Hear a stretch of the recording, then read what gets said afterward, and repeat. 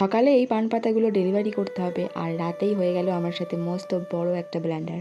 কি হলো সেটা জানতে হলে কিন্তু অবশ্যই ভিডিওটা পুরোটাই দেখতে হবে। বাঁকুড়া থেকে শ্রাবণী তার বিয়ের জন্য প্রায় সমস্ত কিছুই, যেমন কুলো, পান পাতা, গাছকৌটো, আইবুড়ো ভাতের থালি সেট, প্রায় সব কিছুই আমার কাছে অর্ডার করেছিল। তো সকালেই যেহেতু সব কিছু ডেলিভারি করতে হবে, তাই আমি রাতে সব কিছু বসেছিলাম একবারে প্যাকিং করে নেওয়ার জন্য।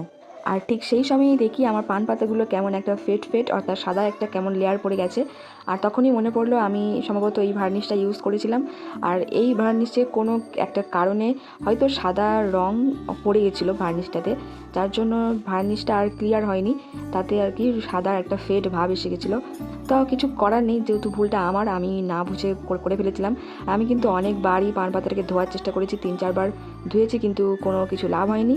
তাই কোনো পথ না দেখে আমি আবার দুটো পান পাতা রং করতে বসি। আর তারপরেই আমি পান পাতার উপরে কলকাটা করে নিই, কারণ যেহেতু সকালে আমাকে বেরিয়ে যেতে হবে ডেলিভারি করার জন্য, হাতে একদমই সময় নেই।